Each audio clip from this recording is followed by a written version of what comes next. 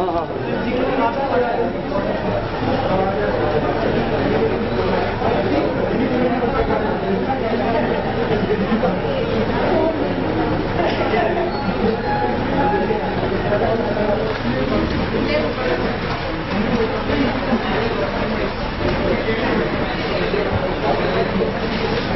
तो उस पेज में बैठो, दोनों में बैठो।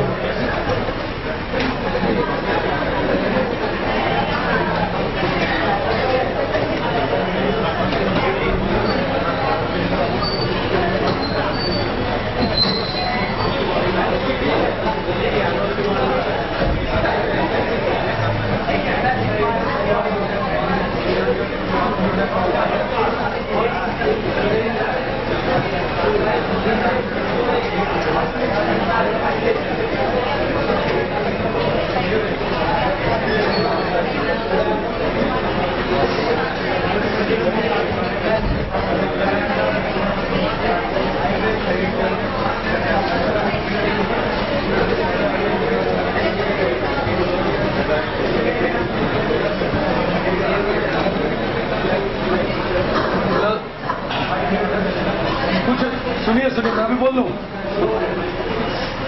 बिना चुने 6-7 क्वेश्चन बाकी वो करो, और उसके बाद जो चैप्टर शुरू होगा दैट इज लॉजिकल सीक्वेंस। ठीक है, जीए के ऊपर जो क्वेश्चन है, हाँ, तो ये कुछ क्वेश्चन दे रहा हूं, इसको बनाओ। पहले बात नहीं करना आपस में, बात बहुत करते ना आप लोग।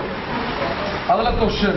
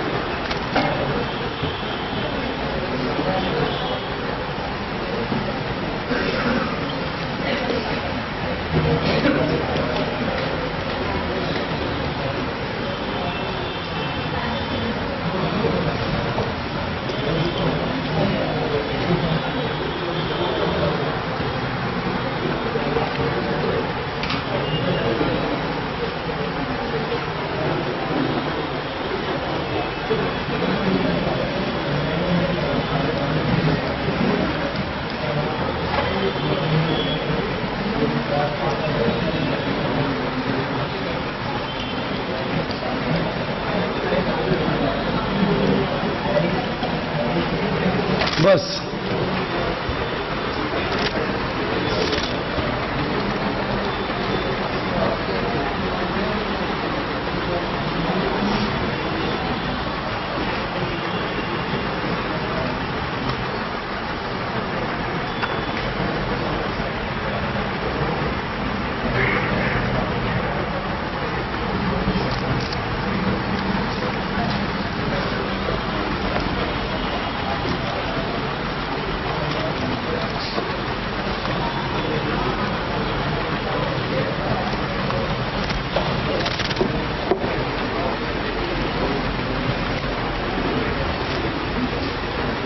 क्या करना है ये बताने की आवश्यकता तो नहीं किसी को। पिछले 2 क्लास से ये चल रहा है। जितने क्वेश्चंस थे अभी तक सीजीएल के इतिहास में, अच्छे क्वेश्चंस, समझ लेना सब खत्म हो गए। ठीक, अब जैसा पहला आया, मैं पिछली क्लास में भी आपको यही बता रहा था कि कभी भी ऐसे किसी चीज को लिखकर नहीं देते जिससे कमजोर हो जाए क्वेश्चन। अब जैसे यहां फाइकोलॉजी लिखा हुआ है और सामने लिखा हुआ अलगी, तो फाइकोलॉजी को हिंदी में बोलते शैवाल विज्ञान और अलगी को हिंदी में बोलते शैवाल। तो आखिर शैवाल विज्ञान में किस चीज का अध्ययन किया गया? शैवाल का। फिर ऑर्निथोलॉजी को बोलते पक्षी विज्ञान। ऑर्निथोलॉजी में किस चीज का अध्ययन किया गया? पक्षी विज्ञान। खुद अंदाजा लगा लेना कि इस प्रकार से फिर क्वेश्चन के पीछे कुछ बच गया क्या? क्वेश्चन में तो कुछ रहा ही नहीं ना अगर ये सारा हिंदी बताए तो, इसलिए बताते नहीं। आंसर इज, कितने लोगों का ये बताओ? हाँ, ये ठीक है, बायोलॉजी और बॉटनी। क्यों जानते हैं?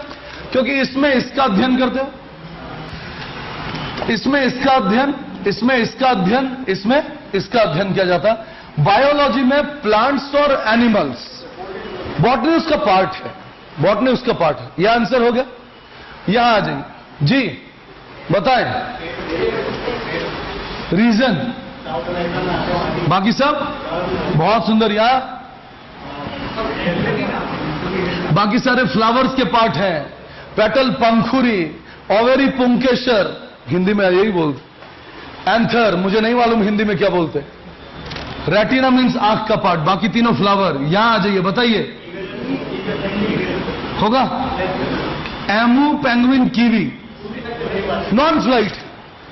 ये तीनों है तो पक्षी चारों के चारों, लेकिन वो तीनों नॉन फ्लाइट, फ्लाइट नहीं है उनके पास। यहां आ जाइए, बताओ अपने अपने answer. Dodge,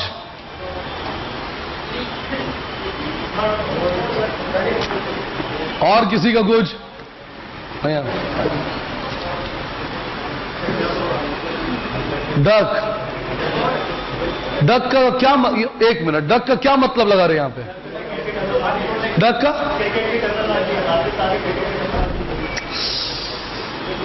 3 yes and 1 no. Don't forget that man. 3 yes and 1 no. आप मेरे को बोल रहे हो 1 yes and 3 no. गलत हो जाएगा ना, वो नहीं। आप में से किसी का भी आंसर फ्ली है क्या? क्यों? उन तीनों का मतलब? अब मैं तुम्हारी बात का लिंक इनसे जोड़ता हूं। डक का क्रिकेट में जो वर्ड यूज होता है, टर्मिनोलॉजी बोले आप, क्या बोलते? डक किसको बोलते क्रिकेट में? ठीक है, मैं आपको सारी बातें इसका समझाता हूं। डक मतलब यार 3, एक तो बतख, तो डक का वो मतलब बतख, वो तो निश्चित रूप से यहां नहीं है, क्वेश्चन का वो एक्सप्रेशन ही नहीं है, एक बात। दूसरी बात, डक का दूसरा मतलब आप बोले क्रिकेट में 0 पर आउट होने को कहते हैं, बिल्कुल कहते हैं। न्यूजीलैंड और ऑस्ट्रेलिया रीजन में, न्यूजीलैंड और ऑस्ट्रेलिया में अगर क्रिकेट खेलते हुए कोई 0 पर आउट हो जाए, विशेषकर ऑस्ट्रेलिया में, तो उसको क्या बोलते? कितना स्कोर किया? डक बनाया। और कहीं नहीं बोलते ये चीज, सिर्फ उन दोनों जगहों पर। और डक का तीसरा मतलब शोएब अख्तर, ब्रेट ली, ऐसे ऐसे बॉलर, एलन डोनाल्ड, ऐसे ऐसे बॉलर, कटनी बॉल्स। जब ये लोग सौरव गांगुली को बाउंसर मारते थे या तेंदुलकर को बाउंसर मारते थे, तो बाउंसर यानी ये जो बॉल आ रहा है सर के ऊपर, भले हेलमेट पहने हुए, वो लोग उस बाउंसर बॉल को अवॉइड करने के लिए, this process is called duck. और मैं क्या बोलता हूं, जनरल अवेयरनेस का मतलब क्या? वो किताब से थोड़ी कोई ज्ञान आएगा इसका। वो तो मैं इसलिए लाता हूं साथ में ताकि क्वेश्चन जो है वो पेपर से रिलेटेड तो रहे कम से कम, ठीक है, समझना। बाकी डिस्कशन तो सब हम लोगों का अपना होता है। अब आप लोग सोचो 2015 सेमीफाइनल में हारे थे ना हम लोग पहुंच के, या सेमीफाइनल नहीं पहुंच पाए थे? सेमीफाइनल हारे थे साउथ अफ्रीका से, ऑस्ट्रेलिया से। तो सेमीफाइनल या जो भी 2015 का 50-50 वर्ल्ड कप हुआ, मैं बता रहा हूं वो डक का मीनिंग सुनो। एक एड दिखाया crickbuzz.com। अब मैं जब आगे और बोलना शुरू करूंगा तो आप सब बोलोगे हाँ हाँ ऐसा हुआ था। वो हस्बैंड एक दूध की थैली लेकर आता, देख यूं क्रिकेट देखता हुआ, वाइफ पूछती दूध किधर, वो ऐसा बॉलिंग करके फेंक देता दूध की थैली बीबी के सर पे। तब वो बोलता अपनी वाइफ को, बाउंसर था बेबी, बाउंसर था बेबी, डक करना था। क्या मतलब आया कि आप उसको अवॉइड करना ना। तो वो बच्चा सही बोला ना, डक का मतलब अवॉइड करना, अवॉइड का मतलब अवॉइड करना, डॉज। सुनो, इस ब्लू लाइन में जब जाएंगे ना आगे तो एक स्टेशन आता सुभाष नगर है आगे, बहुत फेमस एक मॉल, क्या नाम है इस मॉल का? पैसिफिक मॉल, बहुत नाम जानते तुम लोग। पैसिफिक मॉल में क्या हुआ, अपने यहां दिल्ली में ना 3 चीजें, एक तो मेट्रो टर्मिनल्स और ये मॉल के जो तीसरी चौथी मंजिलें हैं, ये ठीक है किस लिए यूज हो रहे हो तो हम लोग भी जानते हैं, हाँ यात्रा करने के लिए सब, लेकिन कई बार आत्महत्या करने के लिए भी यूज है कि नहीं है। मेट्रो का जो सबसे ऊंचा टर्मिनल, वहां से कूदी मारकर कई लोग मर जाते। तो क्या देखा पैसिफिक मॉल में, बहुत पहले मुंबई के एक अंकल थे, पाव भाजी बनाते थे उसी मॉल में 3rd फ्लोर पे। तो हम लोग रेगुलर कस्टमर उनके, तो गए तो देख रहे एक बच्चे ऐसा जाते जाते क्या हुआ, 3rd फ्लोर से पैसिफिक मॉल में जंप लगाई नीचे।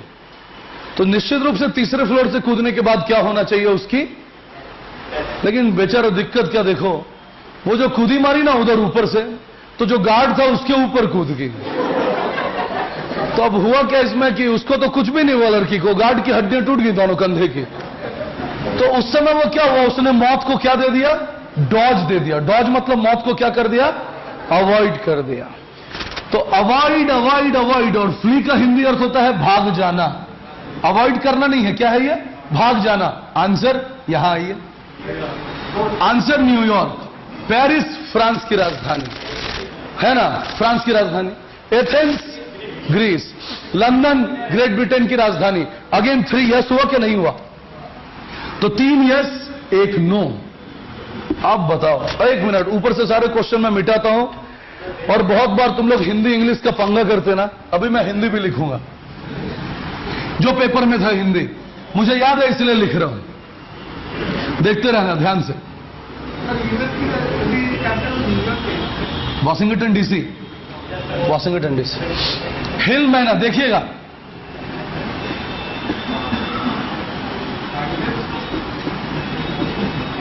ये इसको कहते हैं हिंदी में। और एमरल्ड डव को हिंदी में पेपर वाले ने 2015 में ये लिखा है, मरकत फाख्ता, इंपीरियल ईगल,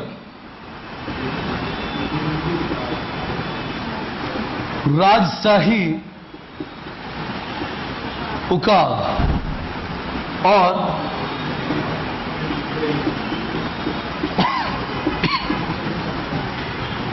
घर गौरैया। What is odd one out? किस किस का आंसर इंपीरियल ईगल? देखेंगे इंपीरियल ईगल। बाकी तीनों में कॉमन क्या है?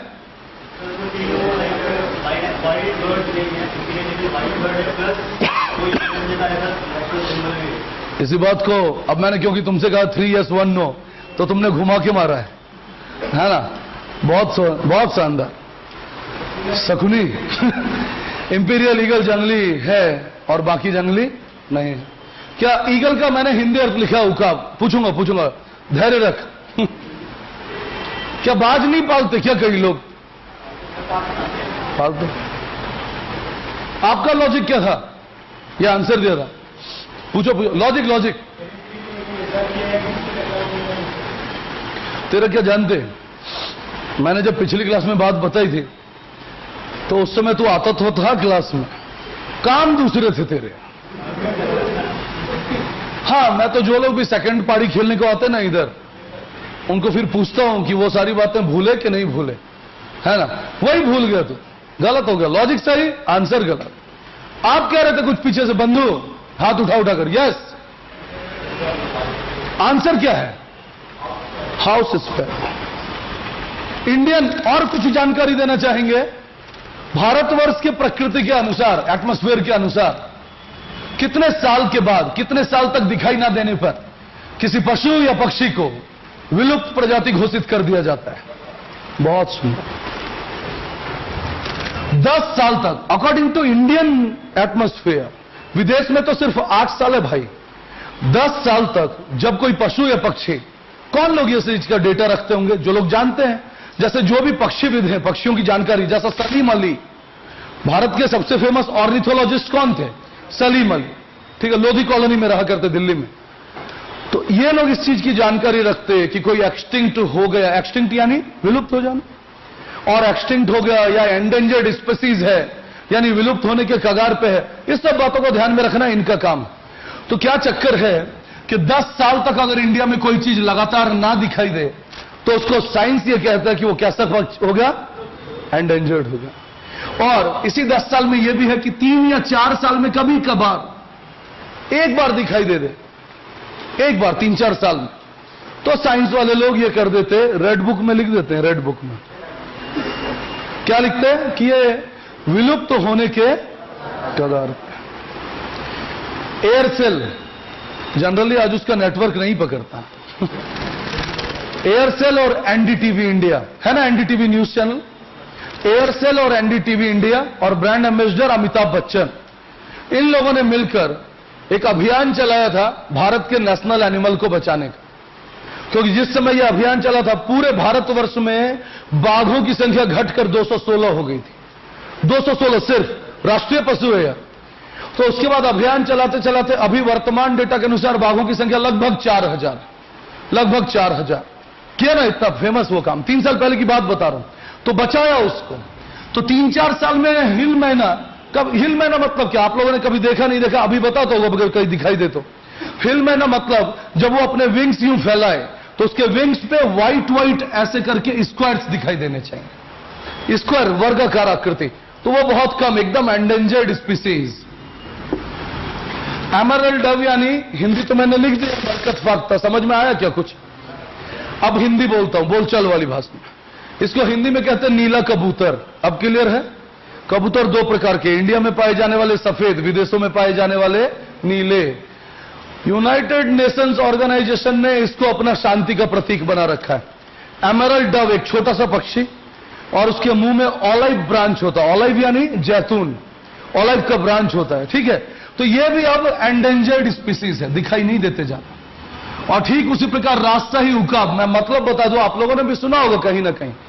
राजशाही उकाब का मतलब एक ऐसा ईगल, एक तो ईगल को हम लोग बाज बोल देते या फिर चील, जबकि हकीकत में क्या है? उकाब। राजशाही क्यों लिखा? इंपीरियल। कई बार तुम लोगों ने भी कहानियों में सुना या पढ़ा होगा, ऐसे कई ईगल होते थे जो हाथी के छोटे छोटे बच्चों को भी पंजे में ऐसे फंसा कर लेकर चले जाते, भारी भरकम किसी भी चीज को उठाकर। तो ये भी अब क्या है? एंडेंजर्ड स्पीसीज है। कोई एडवर्ड करके, अफ्रीका का कोई पक्षी विशेषज्ञ है एडवर्ड, कांगो घाटी है इंडोनेशिया में। वो फिल्म देखी होगी anaconda part 2, the blood orchid, वो फूल की खोज, उसकी सारी शूटिंग वहीं हुई इंडोनेशिया के कांगो घाटी में। उसी कांगो घाटी में उन्होंने देखा कि एक पक्षी किसी विशाल जानवर को उठाकर ले जा रहा है, 3-4 साल पहले, 5 साल पहले। तो क्या घोषित किया कि ये भी अभी जो है वो क्या है? एंडेंजर्ड है। और बच्ची रही बात इसकी, तो ये तो अभी भी हम लोगों को, मैं दिल्ली की बात नहीं कर रहा, यहां तो खैर खत्म नहीं है सब कुछ। गांव जाओगे तो अभी भी घर में वो छोटी सी चिड़िया दिखाई देती है। तो घर गौरैया अभी भी है बहुत सारे। हाँ बिल्कुल हो जाएगा धीरे धीरे। तो दिल्ली में तो धीरे धीरे हम लोग भी हो जाएंगे एंडेंजर्ड। हाँ देखिए आगे देखिए, आंसर है मलयालम। ये पूछने भी आया था कोई बच्चा उस दिन जब मैंने सिलेबस कर बोला था कुछ बाकी है। मलयालम कैसे आंसर है सुनो। कई लोग इसका आंसर इंटेलिजेंस दे दिए पेपर में, बोले मलयालम डिक्शनरी ऑटोबायोग्राफी को लिखा जा सकता है, इंटेलिजेंस को लिखा नहीं जा सकता। अगर इंटेलिजेंस को लिखा नहीं जा सकता तो मैथ्स के फॉर्मूलाज कैसे लिखे हुए हैं? जिसने भी मैथ्स का फॉर्मूला सोचना उसका इंटेलिजेंस था। जब उसने इंटेलिजेंस को कागज पर लिखकर दे दिया तो वो बात आज हम लोग सीख रहे कि नहीं सीख रहे? न्यूटन के गति के तीनों नियम अगर वो लिखता नहीं, सिर्फ अपने समय के लोगों को बताकर चला जाता, तो बात तो फिर वही रह जाती कि उसकी विद्वता वहीं खत्म हो गई। तो लिखना इंटेलिजेंस को प्रदर्शित करने का सबसे अच्छा माध्यम है। तो आंसर है मलयालम। सुनिएगा क्यों। इंटेलिजेंस, कोई भी इंसान इंटेलिजेंस किसी भी भाषा में लिख सकता है, प्रकट कर सकता है कि नहीं? कोई हरियाणवी में, कोई भोजपुरी में, कैसे भी समझा सकता है कि नहीं समझा सकता?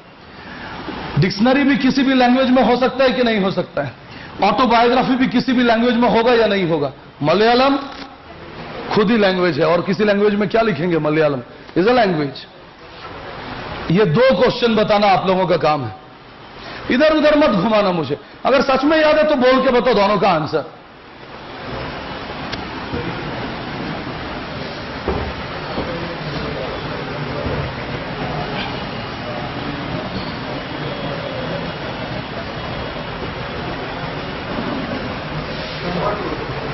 खैर नहीं, पहले वाले को बताना इसका, ये बहुत अच्छी चीज है। मैं आपको हिंदी लिखता हूं, देखिए। पोलरिस को हिंदी में लिखा था वही पोल स्टार या पोलरिस।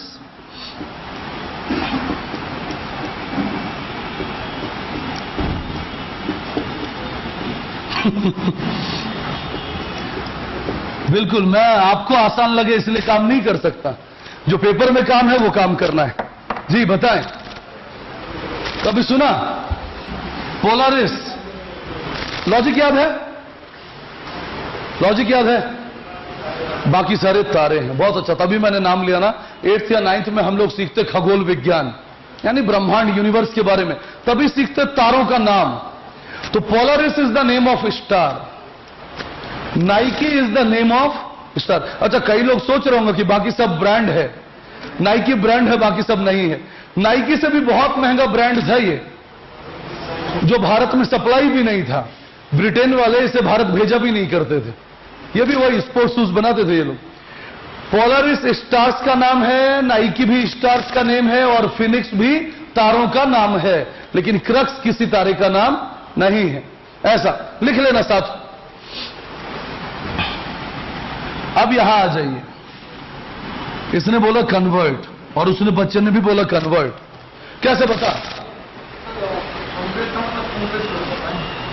कंप्रेस का मतलब होता है, मतलब रियल मतलब, यह होता कंप्रेस का मतलब। संपीड़ित, हाँ। कंडेंस का मतलब बहुत सुंदर, यानी तीनों में कहीं ना कहीं वॉल्यूम में कमी आती है। आप समझिएगा बात को। सीएनजी यानी कंप्रेस्ड नेचुरल गैस। आप फिल कराने जाएं जरा कार में, तो सबसे पहले जो सीएनजी पंप स्टेशन पर बोलते हो वो ये कि कार से उतर जाओ। क्यों उतर जाओ? तुम बैठे रहोगे तो सीएनजी गैस का दबाव सही नहीं बनेगा, इसलिए, और कुछ नहीं कि आग वाग लगने का खतरा, ऐसा कुछ नहीं। ठीक है, तो कंप्रेस मीन्स क्या हुआ कि वॉल्यूम ज्यादा गैस का, उसको कंप्रेस कर दिया, ताकत से दबा दिया, तो उसका क्या हुआ? कम हो गया, तो वॉल्यूम कम। कंडेंस मतलब कंडेंसेशन नहीं है, संघनन।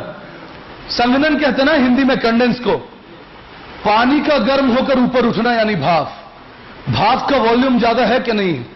और उसी भाप का ठंडे होकर बादलों में पानी के रूप में बदल जाना, जमा होना, ये किस चीज को कहते हैं? वॉल्यूम में कमी आया, हाँ, लिक्विड में कम आ गया।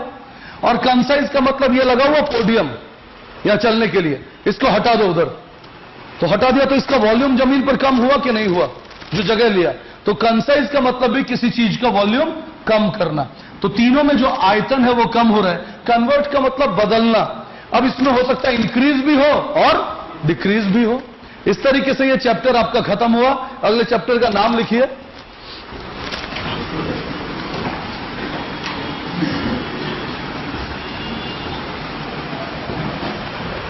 अगले चैप्टर टिम्बर में से क्या किया अभी? सॉरी, सबसे पहले तो जंगल होगा। यस यस, जंगल में क्या मिला? टिम्बर। टिम्बर से क्या बनाएंगे? बल्ब बनाएंगे। गुड। अब पेपर और फिर 4 3 2 5 1। यहां आ जाइए। सबसे पहले फीवर, फीवर के बाद आप गए डॉक्टर के पास, डॉक्टर के बाद diagnose, then prescribe and then okay.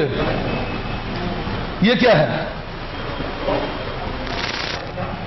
RX। इस साइन का डेफिनेशन समझा दो मुझे। ना इसका सीधा सीधा जो शब्द है वो बता दीजिए। इसका मतलब प्रिस्क्राइब करना नहीं। तुम बताओ क्या? RX का मतलब डबल मीनिंग। अच्छा ठीक है, तेरे अनुसार यही रख लेते हैं। RX हमेशा लिखा रहता है MBBS डॉक्टर्स वगैरह जो होते, जो डिग्री होल्डर डॉक्टर्स हैं, उनकी पर्चियों पर, दवाई की पर्चियों पर। और RX का जो मीनिंग बनता है वो होता है आप लीजिए, प्लीज टेक दिस। आपको बताया गया ये, तो आप टेक करो इसको। RX का ये मतलब है, लैटिन है ये। RX मीन्स क्या? Please take this. यहां आ जाओ। अब यहां पर मैं 2 चीजें लिखता हूं, क्योंकि जब भी हम लोग जनरल अवेयरनेस का लॉजिक लगाते हैं तो जनरल अवेयरनेस का लॉजिक हमेशा हम लोग 2 प्रकार से मतलब एक ऐसा लॉजिक जो हर जगह एक समान हो। लॉजिक तो यही होना चाहिए। अब इसमें सबसे पहले एक्सीडेंट तो होगा, क्लियर है? और एक्सीडेंट के बाद डॉक्टर या पुलिस। 1 मिनट मैं बताता हूं, सुनिए। डॉक्टर के बाद मान लीजिए मैंने क्या बोला कि जनरल अवेयरनेस का लॉजिक वो जो हर जगह एक समान हो। इस क्वेश्चन के 2 आंसर बनते हैं और वो दोनों आंसर कभी एक साथ ऑप्शन के रूप में तुम्हें नहीं मिल सकते। आप किसी भी भारत के, जैसे अभी जिस जगह पे हम लोग हैं वहां मेट्रोपॉलिटन सिटी कहते भले हैं, मेंटेलिटी पुअर सिटी जैसी ही है। तो मेट्रोपॉलिटन सिटी, जैसे मैं खुद भी यहां अगर किसी का एक्सीडेंट हो तो मैं भी शायद तमाशबीन की तरह साइड से ऐसा देखता हुआ गुजर जाऊंगा, मैं कुछ करूंगा नहीं। लेकिन यही अगर होम टाउन में हो मेरे, जहां मुझे लोग जानते हैं, जहां ना पुलिस कुछ करे ना कोई कुछ, वहां अगर मैं किसी को देखूंगा तो उसको सीधा लेकर डॉक्टर के पास जाऊंगा। और कई बार ऐसी घटनाएं हम लोग भी जानते हैं कि लोगों ने ही एक्सीडेंट होने वाले लोगों की मदद करके उसको सीधे डॉक्टर के पास पहुंचाया है, और तब डॉक्टर ने बताया है कि ये कैसा केस है? Police case. एक सीन ये बना कि नहीं बना? तो दैट्स व्हाई फर्स्ट आंसर है 1 3 5 1 3 5 4 और 2। ठीक है। अब आप बात कीजिए नेशनल हाईवे की। जो मैं बोलता रहूं पहले बहुत ध्यान से सुनना। नेशनल हाईवे है, नेशनल हाईवे पर डॉक्टर्स पेट्रोलिंग करते रहते हैं कि पुलिस वाले? अगर एक्सीडेंट हो तो सबसे पहले सीन में कौन आएगा? पुलिस। वो कहां ले जाएगा उसको? डॉक्टर्स के पास। ये सीन है कि नहीं है? तो आंसर इसका बन गया 1 5 3 4 2। अब ये दोनों बातें कभी भी एक साथ ऑप्शंस में दिखाई नहीं दे सकती, जबरदस्त कॉन्ट्राडिक्टरी है दोनों, इस बात का ध्यान रखना। ठीक है। यहां आइए, हम लोग असेंडिंग ऑर्डर में बने। जी प्रेफरेंस, जीए का कोई प्रेफरेंस है? जनरल अवेयरनेस के ऊपर हम लोग प्रेफरेंस नहीं दे सकते ना दोस्त। मैंने साफ साफ क्या कहा तुमसे कि एग्जामिनेशन में ये दोनों पार्ट इस तरीके से एक साथ नहीं होंगे, बिल्कुल नहीं होंगे। और अगर हुए तो फिर हम सब इस बात को भी तो जानते हैं। ठीक है ना? समझने वाली बात ही। अब वहां उसके असेंडिंग ऑर्डर में लगाओ। असेंडिंग ऑर्डर में इसको करेंगे तो क्या आएगा? सबसे पहले रेंज का मतलब बताओ। लाइक हिमालय माउंटेन रेंज श्रृंखलाएं हैं, नॉर्थ से लेके नॉर्थ ईस्ट तक फैला हुआ, अरुणाचल तक। इंक्रीजिंग ऑर्डर में लगाना है, यह भी ध्यान रखिएगा। हाँ, इंक्रीजिंग चाहिए ना। तो सबसे पहले पत्थर, छोटा छोटा, उससे हाँ बात सही होगी तेरी भी, रॉक। अब कौन से हिल पे बैठे हो? अभी हम लोग कौन से हिल्स पे हैं? अरावली हिल्स। अरावली रॉयसीना हिल्स पे बेटा राष्ट्रपति भवन है, रॉयसीना हिल्स। 5 1 2 3, और उसके बाद हम लोग बोलते हैं शिवालिक श्रृंखलाएं, हिमालय पर्वत श्रृंखलाएं, ये सब ऐसे करके, तो उसी को हम लोग बोलते हैं रेंज। 5 1 2 3 4। अगर ये नहीं है तो आपका होना चाहिए 4 3 2 1 5। इन दोनों में से कोई भी एक है सही। मैं ऑप्शन नहीं दे रहा, इसलिए मैंने आप लोगों को बताया कि हम लोग कैसे बनाएंगे, असेंडिंग ऑर्डर में बनाएंगे। क्लियर है एकदम मेरी बात? चलो आओ यहां पर बेटा। सबसे पहले 3 स्कल, इसके बाद फेस, इसके बाद और इसके बाद है, अब रुक जाना, वेट, शोल्डर के बाद कितने लोगों का आंसर चेस्ट है? ईमानदारी से हाथ उठाइए। तो मेडिकल टर्म के अनुसार आप सब गलत हुए। पहले 10, शोल्डर के बाद हैंड, और कहां से? तो खुद जब मुझे भी गलत लगा है तो मैं भी जाकर डॉक्टर के यहाँ स्केलेटन का पिक्चर देखकर आया हूं। 1 से शुरू किया, 1 2 3 4, तो शोल्डर के बाद सबसे पहले नंबर किसको दिया? हैंड को दिया। कॉम्बिनेशन है यहां से। हां, तब हैंड आप इसको नहीं मान सकते, ये हैंड का एक पार्ट है। दिस इज पाम, पंजा है ना, पूरा हैंड हुआ ये। तो सबसे पहले आ गया हाथ, अब हाथ के बाद आएगा 6, उसके बाद आएगा 8, उसके बाद 7, उसके बाद 5 और लास्ट में ये इसका सीक्वेंस आना चाहिए।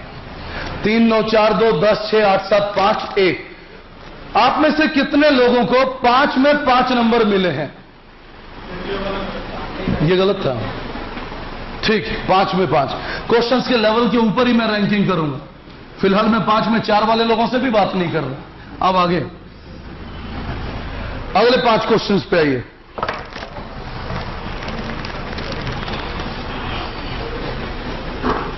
अगला देखो, 1 2 3 4 5 6। सबसे पहले rain, then monsoon, then rescue, उसके बाद फ्लड, फिर शेल्टर और उसके बाद रिलीफ। आप लोग हिंदी भी सुनो यार आप लोग। रेस्क्यू मतलब बचाना और शेल्टर का मतलब होता है छत, आवास। एक क्वेश्चन। दूसरा, 1 2 3 4 5। सबसे पहले लिखो बर्थ, जन्म, इसके बाद लिखिए डेथ, मृत्यु, इसके बाद लिखिए फ्यूनरल, अंतिम संस्कार, इसके बाद लिखिए मैरिज, विवाह, और उसके बाद लिखो एजुकेशन, शिक्षा।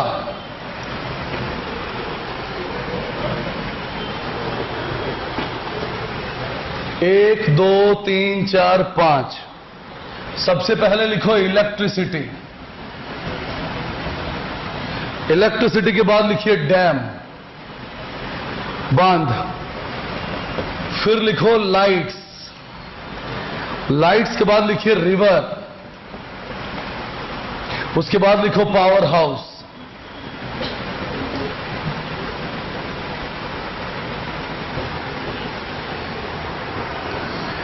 उसके बाद लिखिए 1 2 3 4 5। सबसे पहले लिखो वर्षा, रेन, रेन के बाद लिखिए वेपोराइजेशन, इसके बाद लिखो वाटर, वाटर के बाद लिखिए कंडेंसेशन,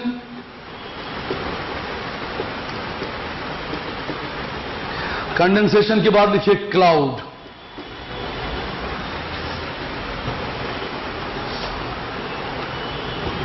अगला लिखो 1 2 3 4 5 6। सबसे पहले लिखिए गोल्ड, फिर लिखिए आयरन, इसके बाद लिखो सिल्वर, फिर लिखना सैंड, उसके बाद लिखो प्लैटिनम और लास्ट में लिख दीजिए डायमंड।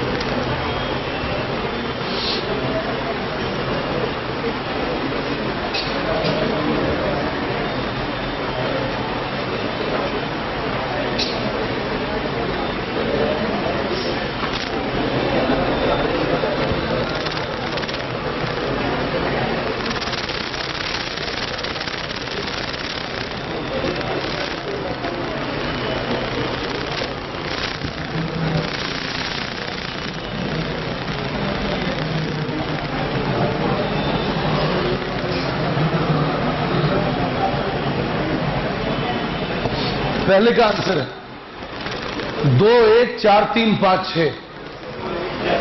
सबसे पहले मॉनसून का मौसम, फिर बारिश ज्यादा तो फ्लड के बाद एनडीआरएफ ने आपके रेस्क्यू किया। एनडीआरएफ ही करती है ना ये काम। अब तो रेस्क्यू किया, रेस्क्यू के बाद रेस्क्यू के रूप में सबसे पहला काम, सबसे पहले आवास देते हैं, याद रखिए। और एक बार छत देने के बाद उन लोगों का सबसे काम क्या, रिलीफ होता। तो ये सीक्वेंस आना चाहिए। अब यहां आप आंसर देंगे बच्चे। Specs, yes. Tell me the answer of second. Wait, सबसे पहले अब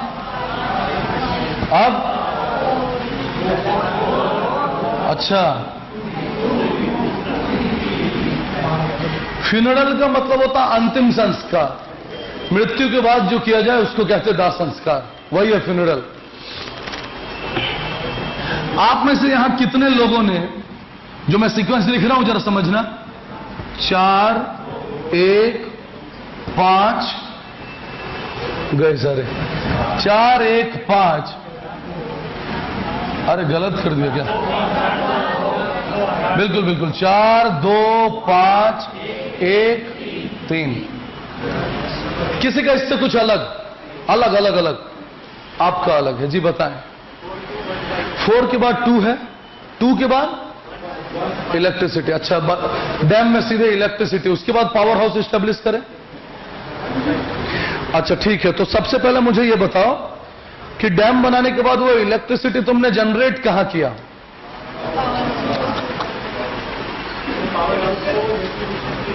no, that is not power house, that is good, that is power substation. इसी बात पर और 3-4 क्वेश्चन पूछता हूं, 3-4 सवाल पूछूंगा। कुछ बच्चे इधर उधर के क्लास से हैं, लेकिन उनको भी याद हो जाए तो कहना। तो पहला क्वेश्चन, जैसे हम लोग जब भी ये बात हम लोग भी बुक में भी रीड करते हैं ना, तो चक्कर क्या है, जैसे मैं अगर तुम लोगों से ये पूछूं कि पहली ट्रेन भारतवर्ष में कहां से कहां तक चली थी, तो सब बोलेंगे मुंबई से ठाणे 1853, 1853। ठीक है। अच्छा, 1853 का मतलब किसका शासन? अंग्रेजों का। अच्छा, दूसरा क्वेश्चन मेरा, क्या प्रेस को स्वतंत्रता प्राप्त थी तब? तो अंग्रेजों ने जैसा चाहा वैसा छापा कि नहीं छापा? क्लियर है? क्योंकि ठीक इससे 30 साल पहले 1823 में वेस्ट बंगाल के व्यापारी लोगों ने, वेस्ट बंगाल में व्यापारी लोग थे, वेस्ट बंगाल के 2 जगह बताता हूं, वो उस समय व्यापार के प्रमुख केंद्र हुआ करते थे। एक जगह है टालीगंज, बंगाल के पास, कोलकाता के पास, और दूसरा जगह था मालदा। यहां से यहां तक 3 डब्बों की ट्रेन पहले ही चला रही थी कोलकाता के जमींदारों ने। अब जैसे भी चलाया हो, ट्रेन तो ट्रेन है, पटरियां बिछाई थी उन लोगों ने, लेकिन चक्कर क्या है, अंग्रेजों को अपना फेम चाहिए कि नहीं चाहिए? उन्होंने तो काम ही ऐसा किया है, तो वो गलत। ठीक ऐसे ही पूछो कि देश का पहला बांध कौन सा है नदियों पर बनाया गया, तो लोग बोलते भाखरा नांगल डैम। और देश का पहला डैम जो था वो कौन सा था? वो सिंपल है ना, प्रसिद्धि मिलने के ऊपर है कि नहीं है, आपने किसी चीज को कितना फेम दिया, सब इसके ऊपर डिपेंड करता है। पहले हो चुका था ना, बस यही चीज बता रहा हूं। तो सबसे पहले बांध जहां पर बना, उस जगह का नाम था मैथन डैम। वर्तमान में यह प्लेस बोकारो सुना होगा आप लोगों ने, बोकारो के पास एक जगह है मैथन, वहां पर दामोदर नदी है। दामोदर नदी, महानदी और भैरवी नदी, इन तीनों का संगम है, जहां पर पानी की फोर्स इतनी ज्यादा है कि करंट सच में उसमें पैदा, पानी का फोर्स चाहिए ना करंट बनाने के लिए, तो उसी के बगल में जो थर्मल पावर हाउस या पावर स्टेशन स्टैब्लिश किया गया, उसका नाम था मैथन थर्मल पावर हाउस। देश की वो पहली कंपनी जिसने आजादी से पहले भारत को इलेक्ट्रिसिटी के दर्शन करवाए, उसका नाम था डीवीसी, दामोदर वैली कॉरपोरेशन। राज्य उस समय बिहार, वर्तमान में झारखंड। तो इस तरीके से समझने वाली बात है। तो बेटा जो तुम बोल रहे थे ना, उसको बोलते सब स्टेशन। अब इसी बात पर एक बच्चा क्या कहता कि सर आप कह रहे पावर हाउस नदी के पास होगा। मैंने कहा नहीं, नदी के ऊपर बांध बनेगा, बांध बनाकर पानी को रोकते हैं, इलेक्ट्रिसिटी जनरेट करने के लिए उसी पानी को फिर बहुत तेज डैम खोलकर छोड़ते हैं, तब पावर स्टेशन अपना पावर हाउस काम करता है। तो बोलता, मैं, वो बच्चा कह रहा नजफगढ़ का था, बोलता जब मैं अपने घर जाता हूं तो साईं मंदिर आता है। मैंने कहा हाँ है। बोलता साईं मंदिर के आगे भी है। बोलता नदी तो दिखाई नहीं दे रहा सर कहीं भी। तो मैंने बोला सामने जाना, बोर्ड को देखना, ज्यादा सामने मत चले जाना। तो मैंने कहा बोर्ड जो है ना लोहे का, उस पर लिखा हुआ दिखेगा तुमको कि पावर, या तो सब स्टेशन लिखा हुआ दिखेगा या दिखाई देगा पावर ग्रिड। पावर ग्रिड मतलब क्यों? देश में एक चीज देखिए, इलेक्ट्रिसिटी की चोरी बहुत जबरदस्त होती है अपने यहाँ, ठीक है। अपने यहाँ कुछ ऐसे इलाके हैं जहां के लोग अपने हर कमरे में भी एसी चलाते, दिल्ली में, लेकिन बिल आता 800 रुपए। हाँ, मैं एक कमरे में एसी चला रहा गर्मियों के मौसम में, उसका बिल है 2500 रुपए, 3000। समझ में नहीं आया, तब पता चला कि कुछ जुगाड़ तंत्र है यहां भी, है ना। मीटर के नीचे ऐसे वायर घुसा दिया क्या? देखा, मैं देखा, दोस्तों को देखा करते हुए नजफगढ़ में। मैंने बोला यार सारे एसी चला के रखते हो। बोलता कोई दिक्कत नहीं है, चल सामने दिखाऊंगा क्या किया। सबकी बात नहीं कर रहा बॉस मैं, तो मीटर के अंदर ऐसा कुछ करके वायर लगा दिया, सारा मीटर रुक गया, सारा काम चल रहा था। तो होता अपने यहां, तो खुद पूछते हैं कि कुछ करवाना से इसके अंदर ऐसा तो ये काम हो गया, समझे। तो एनटीपी, इन चीजों से बचने के लिए अब कैसे होता है बिजली का वितरण, डिस्ट्रीब्यूट कैसे होता है? तो पूरे भारतवर्ष में जहां भी इलेक्ट्रिसिटी जनरेट होगा उसको नेशनल थर्मल पावर कॉर्पोरेशन खरीद लेगा, एनटीपीसी। और उसके बाद दिल्ली में इलेक्ट्रिसिटी के लिए 3 कंपनियां हैं। सबसे पहले सरकारी company DESU, Delhi electric supply unit. दूसरी कंपनी बीएसईएस, हम लोग अभी बीएसईएस के इलाके में। और तीसरी कंपनी टाटा पावर लिमिटेड। ये कौन है? तो वो तुम लोगों ने शायद करनाल बाईपास रोड के पास जो दिल्ली के गांव है, लाइक हिरणकी, ये सब एक गांव है उधर आसपास में, नॉर्थ वैली में टाटा का चलता है। समझने वाली बात है बेटा, इसका सीक्वेंस ये है। तो वो पावर ग्रिड होते हैं। आ जाओ यहां, सबसे पहले पानी, क्योंकि पानी नहीं होगा तो आखिर वाष्पीकरण किसका होगा? तो सबसे पहले आया वाटर। वाटर का क्या कर दिया? वेपोराइजेशन। वेपोराइजेशन के बाद क्या होता है? बादलों का निर्माण कौन सी घटना के फलस्वरूप होता है? संघनन के फलस्वरूप। हिंदी में संघनन, तो इंग्लिश में कंडेंसेशन। अब बने क्लाउड, और उसके बाद फिर, और मैंने पहले कहा ऑप्शंस पर आधारित है सब कुछ, ऑप्शंस पर आधारित है। क्योंकि यहां कोई यह भी कह सकता है कि वेपोराइजेशन हुआ, कंडेंसेशन हो गया, क्लाउड बना, रेन हुआ, फिर पानी दिखा। हाँ, यह भी हो सकता है। मैंने क्या बोला? ऑप्शंस के ऊपर सटीक, और उससे ज्यादा यह अच्छा दिख रहा है। यहां आ जाइए, कीमत के आधार पर, कीमत के आधार पर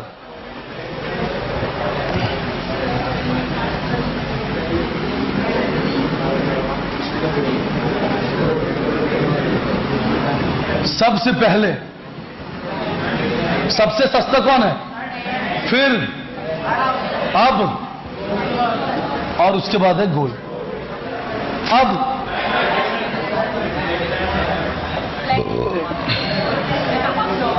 नहीं, 6-5 होगा। प्लेटिनम ज्यादा महंगा है, डायमंड से बहुत ज्यादा महंगा है। डायमंड के रिंग पर प्लेटिनम स्टफ रहता है। प्लेटिनम का जो रिंग होगा वो ज्यादा महंगा। मैं तो इसका एकदम लाइव क्या देखता हूं, बताता हूं। अब वो टीचर नहीं है हमारे यहां, मैं बताता हूं, सुनिए तो कैसे पता चला मुझे। इसी रोड पर जब हम लोग ऐसे आगे जाएंगे ना, तो आगे जाकर एक दुकान है ज्वेलर्स की, पूरन ज्वेलर्स, इसी रोड पर है। हमारे यहां एक मित्र थे, टीचर थे, अब नहीं है, नौकरी लग गई उनको। इकोनॉमिक्स के टीचर थे। उन इकोनॉमिक्स के टीचर को किसी से प्रेम हो गया था। हाँ, सबको हो जाता है। तो हो गया, तो वो जोधपुर की थी वो बच्ची जिनसे उनको प्रेम हुआ। तो जोधपुर राजस्थान। तो सैलरी जब सैलरी मिली तो मेरे पास आकर कहते हैं कि मुझे कुछ उपहार देना, उसको गिफ्ट। तो बोला कितना पैसा? तो पैसा की चिंता मत करो आप। बोला चलो। तो पूरन ज्वेलर्स में गए। देख, मैं आंसर दे रहा हूं उस चीज का लाइव। तो उसने रिंग दिखाने शुरू किए, डायमंड। तो डायमंड रिंग दिखा रहा, तो रेंज शुरू किया 18,000, 22,000, 24,000। फिर भी उस टीचर के चेहरे पर प्रसन्नता नहीं झलक रही, उसको सस्ता लग रहा था। मैं भी बोल रहा था वाह, लव इज रियली ब्लाइंड। तो सुनो, आगे सुनो।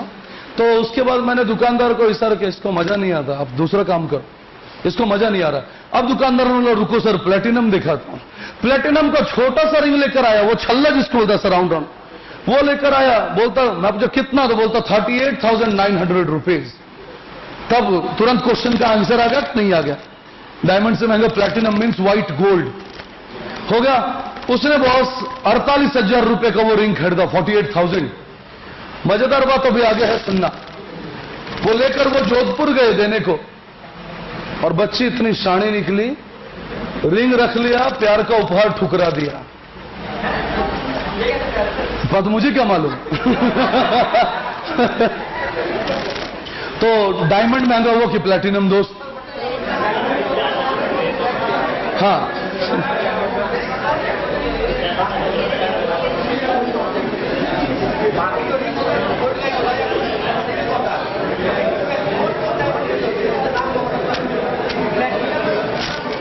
पूरा प्लैटिनम का होगा। हाँ, कम एक्चुअली जानते नहीं है, प्लैटिनम जो है वो रेयर फाउंड है, ज्यादा मिलता नहीं, इसलिए महंगा, और कोई रीजन नहीं। चलिए अगले क्वेश्चंस पे आइए आप लोग। देखिए, सबसे पहले लिखो 1 2 3 4 5। सबसे पहले लिखिए फैमिली। फैमिली, फैमिली के बाद लिखो कम्युनिटी। कम्युनिटी के बाद लिखो, कम्युनिटी मतलब समुदाय। उसके बाद लिखिए मेंबर। मेंबर के बाद लिखो लोकैलिटी। लोकैलिटी यानी क्षेत्र, जहां रहते हैं, इलाका। और उसके बाद कंट्री। एक प्रश्न। अगला,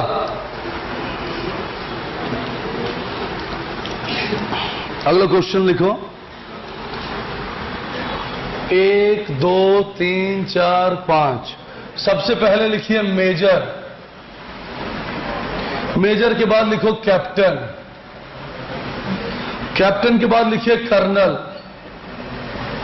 कर्नल के बाद लिखिए ब्रिगेडियर। ब्रिगेडियर के बाद लिखिए लेफ्टिनेंट जनरल।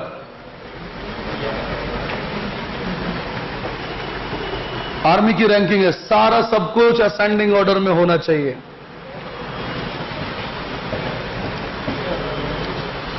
सबसे पहले लिखिए ग्रेप्स। ये किया हुआ क्वेश्चन आप में से कई का। ग्रेप्स के बाद लिखिए वाइनयार्ड। वाइनयार्ड के बाद लिखिए वाइन। वाइन के बाद लिखो ब्रीविंग।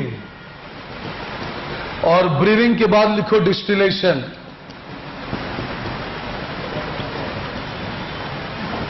हिंदी अंगूर। अंगूर के बाद जो हिंदी थी वो लिख देता हूं, वाइन यार्ड।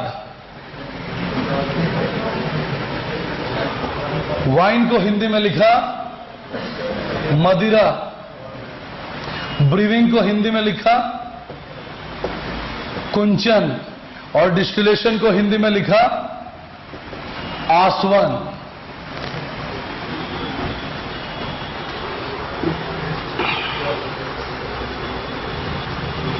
1 2 3 4 5। सबसे पहले लिखिए फ्रॉग, मेंढक। इसके बाद लिखो ईगल,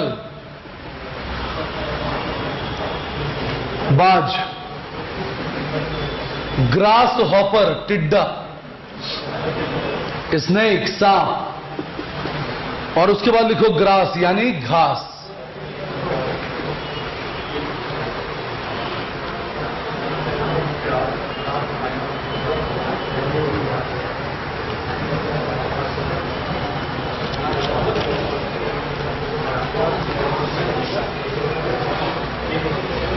एक 2 3 4 5। सबसे पहले लिखिए एटॉमिक एज। उसके बाद लिखिए मेटालिक एज। उसके बाद लिखिए जेट एज। जेट एज के बाद लिखो स्टोन एज। और स्टोन एज के बाद लिखो अलॉय, अलॉय एज।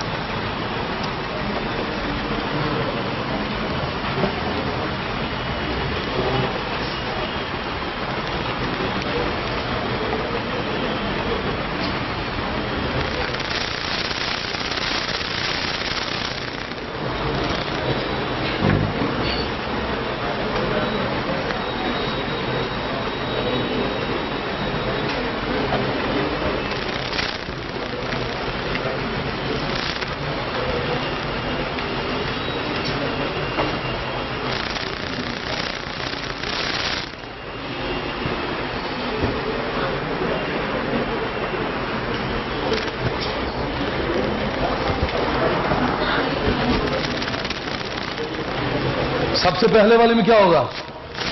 सबसे पहले 3 मिलाते जाना भाई अपना अपना आंसर। सबसे पहले सदस्य, सदस्य मिलकर परिवार का निर्माण करें। और इसके बाद होना चाहिए समुदाय, समुदाय 2। आप कम्युनिटी से पहले लोकेलिटी नहीं रख सकते ना, लोकेलिटी थोड़ी कम्युनिटी में रहता है। कम्युनिटी जैसे लाइन बोलता हूं, सुनना। क्या मैं ये बोल सकता हूं कि रोहतक क्षेत्र जो है वो जाट समुदाय में रहता है? या मुझे ये बोलना होगा कि जाट समुदाय रोहतक क्षेत्र में ज्यादा रहते हैं? तो जाट कम्युनिटी जो है वो रोहतक इलाके में, लोकेलिटी में रहते हैं। तो 3, 1, 2, 4, 5 ये होगा। यहां आ जाइए। आर्मी की रैंकिंग के हिसाब से सबसे पहले दूसरा कैप्टन, कैप्टन बनता है मेजर, मेजर बनता कर्नल, कर्नल बनता ब्रिगेडियर और फिर लेफ्टिनेंट जनरल। अंगूर से शराब बनाने की प्रक्रिया है इसमें। सबसे पहले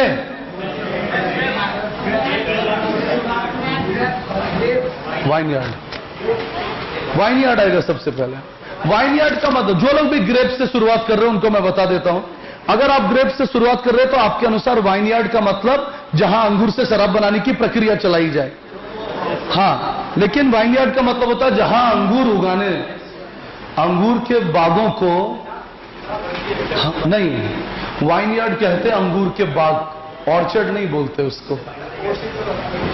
अंगूर के बागों को बोलते वाइनयार्ड। तब तो सबसे पहले आ गया वाइनयार्ड, इसके बाद ग्रेप्स, फिर ब्रीदिंग यानी कूचना पैरों से, और उसके बाद पानी निकलेगा, आसवन करना 5, और उसके बाद 3, 2, 1, 4, 5, 3। फूड चेन याद है? आहार श्रृंखला। सबसे पहले घास, घास को किसने खाया? ग्रास हॉपर ने। उसके बाद बोलते जाओ। हाँ, किसने खाया? ग्रास क्या है? घास को खाया टिड्डे ने, और ग्रास हॉपर को खा लिया मेढक ने, मेढक को खा लिया सांप ने, और सांप को ईगल ने। 5, 3, 1, 4, 2 ये इसका सीक्वेंस बनना चाहिए। और इसके साथ ये आज का आखिरी देखो, मनुष्य ने सबसे पहले किस चीज की खोज की थी? पाषाण युग की, है ना, जिसको हम लोग स्टोन एज कहा करते थे।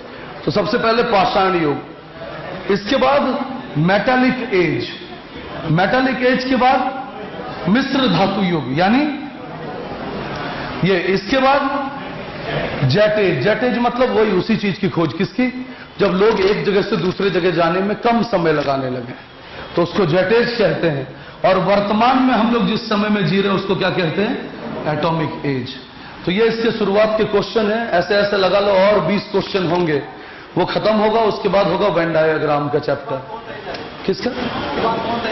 अब आगे देखो कौन सा एज आता है। एटॉमिक एज के आगे तो जा नहीं पाए, खत्म ही होगा, ये खत्म ही होना भी चाहिए।